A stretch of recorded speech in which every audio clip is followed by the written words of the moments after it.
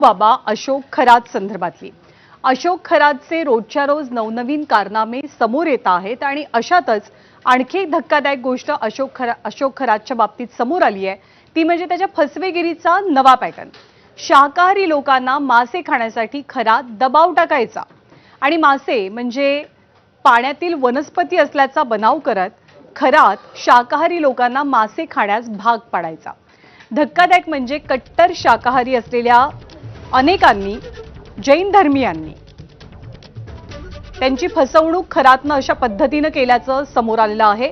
एसआयटीच्या तपासात खरातची बनवेगिरी उघडकीस आली आहे। त्यामुळे भावनांचा बाजार मांडणाऱ्या खरातच्या बाबतीत रोज धक्कादायक आणि नवनवीन कारनामे त्याचे समोर येतात।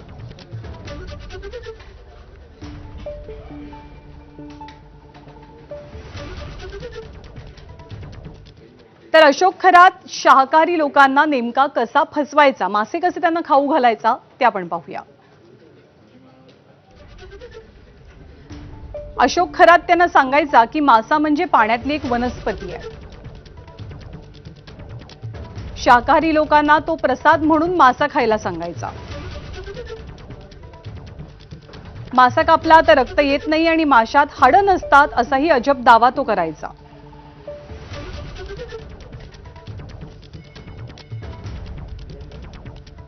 तर काही जैन धर्मीय व्यावसायिकांना सुद्धा असंच भुलवून फसवून अशोक खरातनं मासे खायला लावलेले होते आणि या बदल्यात खरातनं जैन व्यावसायिकांकडनं लाखो रुपये उकळल्याची सुद्धा माहिती आहे। एसआयटीच्या तपासात एसआयटीच्या चौकशीत या सगळ्या गोष्टी समोर आल्यात।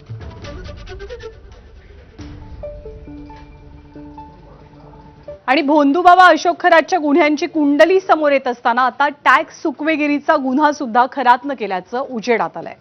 अशोक खरात केवळ 12 लाखांचं उत्पन्न दाखवून अगदी किरकोळ आयकर भरायचा। खरातची संपत्ती शेकडो कोटींच्या घरात असल्याची माहिती आहे। कारण खरातनं विविध कंपन्या, बांधकाम प्रकल्प, हार्डवेअर व्यवसाय यातला जीएसटी सुद्धा बुडवल्याचा आयकर खात्याला संशय आहे। त्यामुळे आता आयकर विभाग सुद्धा खरातवरती मोठी कारवाई करण्याची शक्यता आहे। खरातच्या संपत्तीची चौकशी सुरू झाली आहे आणि खरातच्या सीएची काल खरात समोरच चौकशी करण्यात आली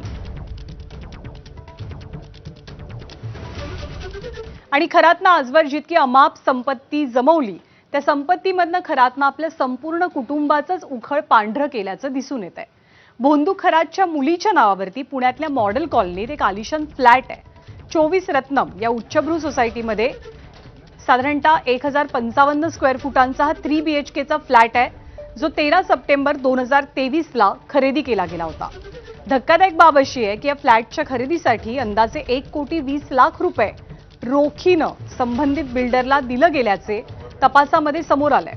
विशेष म्हणजे या व्यवहाराच्या सेल्स डीडमध्ये किंवा चेकद्वारे किंवा कोणत्याही अधिकृत माध्यमातून पैसे दिल्याचा उल्लेख नाहीये। त्यामुळे या व्यवहारावरती आता संशय व्यक्त होतोय।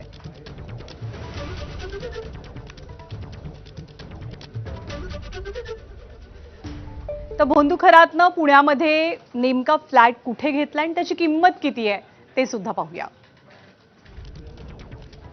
मॉडेल कॉलनीतल्या 24 रत्नम संकुलाच्या 7व्या मजल्यावरती हा फ्लॅट आहे। 1055 चौरस फुटांचा हा 3 BHK फ्लॅट आहे।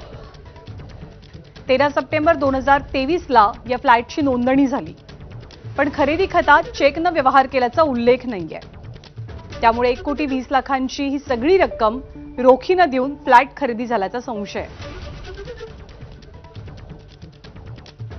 त्या भोंदूबाबा अशोक खरातला आता न्यायालयीन कोठडी सुनावण्यात आलेली आहे। पहिल्या गुन्ह्यातील पोलीस कोठडी संपल्यामुळे खरातला आज नाशिक जिल्हा सत्र न्यायालयात हजर केलं गेलं। कोर्टामध्ये 5 ते 7 मिनिटांचीच आज सुनावणी झाली आणि कोणताही युक्तिवाद झाला नाही। पहिल्या गुन्ह्यातील कागदपत्र कोर्टाने तपासली आणि न्यायालयीन कोठडी सुनावली। आता खरातला दुसऱ्या गुन्ह्यामध्ये वर्ग करण्यात आलाय। न्यायालयीन कोठडी मिळाल्यामुळे खरातचा मुक्काम आज नाशिकच्या कारागृहात असेल आणि त्यानंतर दुसऱ्या गुन्ह्यासंदर्भात उद्या त्याला पुन्हा कोर्टात हजर केलं जाईल आणि पोलीस उद्या त्याच्या कोठडीची मागणी करतील।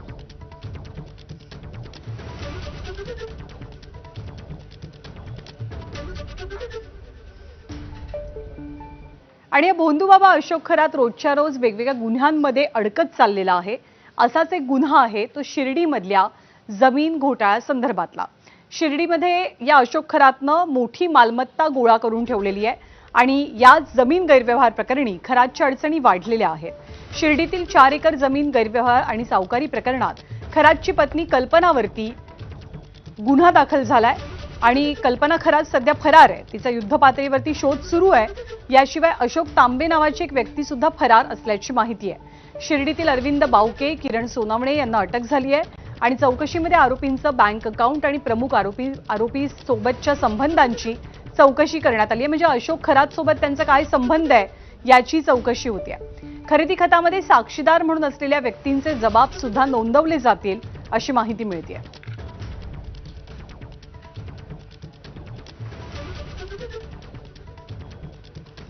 तर तपास यंत्रणांनी अशोक खरातची चौकशी सुरू केली आणि खरात पाठोपाठ त्याच्या कुटुंबियांकडे सुद्धा आता चौकशी वळवण्यात आलेली आहे आणि यानंतर राज्यातल्या मंत्र्यांनी काय प्रतिक्रिया दिली आहे ती आपण पाहूया। या ठिकाणी जे पुरावे त्या ठिकाणी पोलीस प्रशासनाला मिळते आहे त्या अनुषंगाने त्या ठिकाणी कारवाई चालू आहे। निश्चितपणे अजून याचा सखोल तपासून आणखी पुरावे पोलीस प्रशासनाला त्या ठिकाणी मिळतील। त्यांची पत्नी फरार आहे, त्या संदर्भात पोलिसांकडून कशा प्रकारे शोध घेतला जात आहे? नाही, मी आपल्याला ऑलरेडी सांगितलं की त्या ठिकाणी SITचं गठन करण्यात आलेलं, कोणी कुठेही फरार झालं तरी पोलीस त्या ठिकाणी शोधून काढतील। या अतिशय घृणास्पद आणि निंदनीय प्रकार आहे आणि याचं समर्थन किंवा या संदर्भामध्ये वेगळी काही भूमिका घेण्याचं काही कोणाचाच दृष्टिकोन किंवा त्याबद्दल काही हे असावी अशाचं काही कारण नाही। त्याच्यामुळे जी मुख्यमंत्र्यांची भूमिका तीच मंत्रिमंडळातली मंत्री म्हणून ही त्या ठिकाणी माझी भूमिका। आणि यानंतर राजकीय बातम्यांचा आपण आढावा घेणार आहोत। बातमी आहे